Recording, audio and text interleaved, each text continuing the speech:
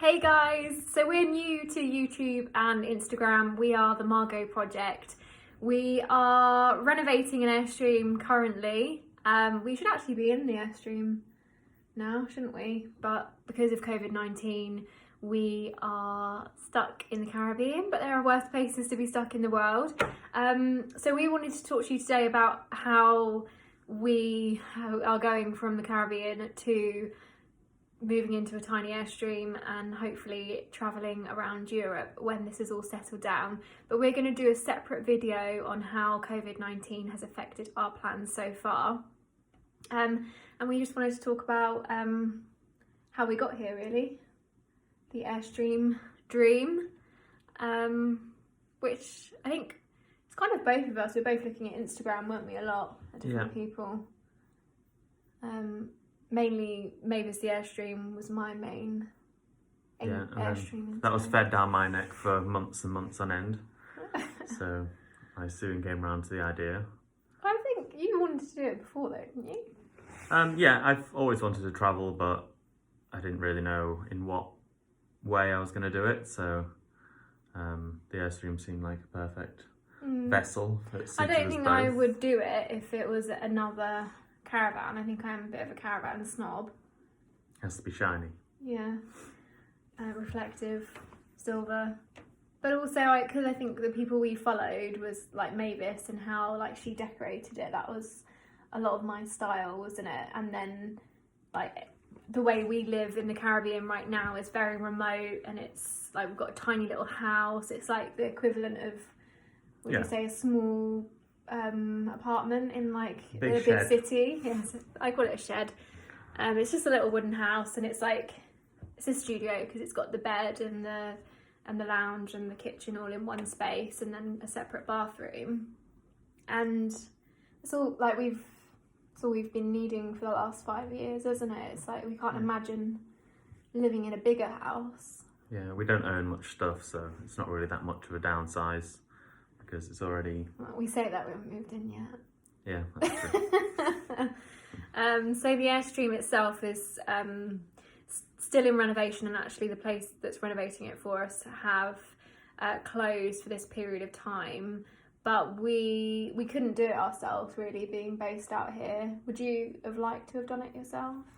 Yeah, I think I definitely would have liked to get my hands on and done a lot of it myself, but I think it just worked a lot better for us to stay here and continue earning money versus giving up our jobs, not being able to earn enough money, or delay the whole project and delay the move itself. So it worked out better for us to get someone else to do it for us. We've designed everything, we've chosen everything ourselves, so you know, although we're not physically doing it, it's still being done exactly to the specs that we want, to what we want. But it's been quite challenging because we have been doing that like remotely, so a lot of the decisions like that we've been having to make are ones where we're like just on a WhatsApp group and just like picking things based on pictures, which I think is quite hard. So it's going to be quite interesting when we actually see it. I think it's just hard to know exactly what it's going to look like completed at the end. Yeah, I think we've got loads of really cool stuff, and we think it's all going to go, but until we actually see it, it's going to be a difficult one to really figure out what the finished product's going to be. And we're both like completely different ends of the project. So Chris is all about physically, like you've got the travel stuff in mind, haven't you, and like the mechanics and like how things are going to work and logistics and all of that kind of stuff, which is stuff that I haven't really got a clue about, and to be honest, not really a lot of interest in, but maybe like when we're on the road I might find it all a bit more interesting. But I'm even now surprised about the stuff that you've already thought of that like I've just been reading into, and like you've already either bought it or made a plan for it. And my side is just all the interiors and all the pretty things to make it look nice and feel like a home while we're on the road. But I'd say it's coming up to a year that we first started talking about it. Yeah, well, we first started talking about buying a big car transport, box trailer, and then we were like, that'd be really cool to just do that and make that into a little home. I think when we started budgeting for that and started thinking along those lines, we started looking at it and thinking, well, if we just spent a little bit more money, we could actually get an Airstream for the same price, didn't we, initially? Which is why we moved on, I think. Yeah, and it's always been something I've been interested in, but I didn't really ever think that we'd be able to afford it, or whether it would be something that was really an option in the UK. But Yeah. it turns out there are a few, not many, but there are a few, and we literally found one on eBay that Yeah. was just perfect for us. It was a good age, the size that we wanted, because we didn't want anything too big, because we're going to be traveling around Europe mainly, and the roads are a lot smaller than the US, so 31 feet. And we don't have any was going to be tough. previous experience of towing either. Yeah. And we'd read a lot about 31 feet being like quite a lot to handle if you're new Yeah, to especially on the smaller our roads. And then we also don't have as powerful trucks. We have more expensive fuel, so there's a lot of reasons why we did go for the smaller. Yeah. I mean, it's only 6 feet smaller, but it's still 6 feet. And there were a few like different ones that were posted on eBay, but we decided to go for one that wasn't a complete shell, because we were a bit worried about the condition of ones that were complete shells, because we didn't know about whether the belly pan would still be okay, the chassis, and I think at that point when we first bought it, we thought it was going to be more of a smaller job. I saw a list that I found the other day that we'd wrote on things that we were going to do and things that we were going to get someone else to do, and realistically, pretty naive is what I think he's trying to say. It all needed to be done, and it's all now being done, but you know, we've paid.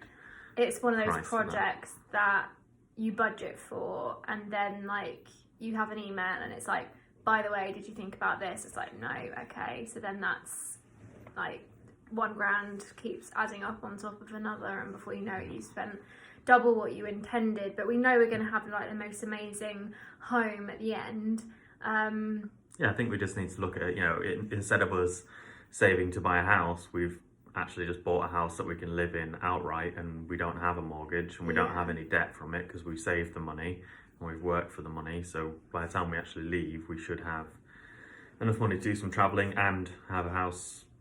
Yeah, but we did it in a really risky way. So we did buy the Airstream on eBay, and we hadn't looked at the Airstream, and we only really had pictures to go on. Yeah, it was a bit of an impulse buy. Yeah, and I think even if we had have been to see it, I don't even know if that would have helped. I don't think we would have known what we were looking for. Yeah, at that stage, we would have just said, It looked pretty and it looked shiny, and the inside we knew we wanted to redo anyway. We were ripping that out, so we didn't care what that looked like. Yeah. And we didn't know enough about anything else. Like, now that we're as far along down the journey as we are now, there are things that perhaps if I did it again, I would think about, like windows and like even just like lights and things like that, like a quite nice quirks like rivets and things that maybe I have a preference of year and model now, which I didn't have before. I didn't even know what they all were and that kind of thing.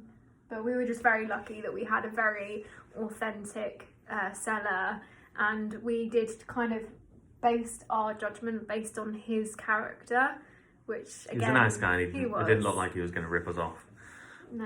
But when you think back, even when we at the time we were like, after we paid for it, we're like, actually we've just paid for something that we've never seen, and we realised it's not even being delivered, so it's not in our hands. We paid a lot of money to someone who could just.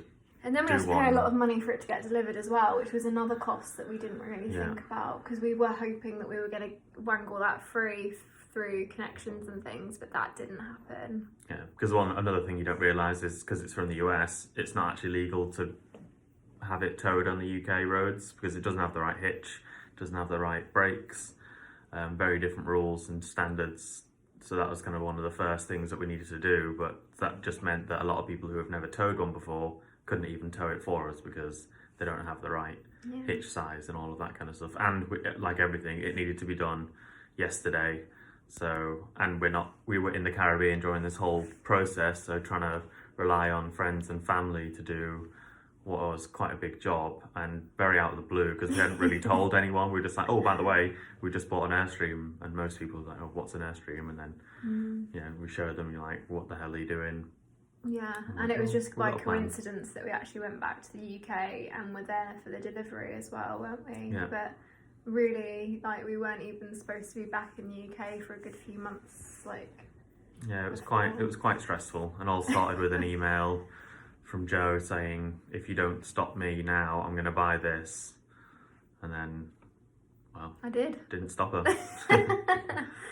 So we're going to leave it there, guys, and tune in for our next episode. Please subscribe. We don't know how to do all of the special buttons and stuff, but you know, you've got things going on nearby that you can click. Thank you for watching. Thanks a lot. Bye. Bye.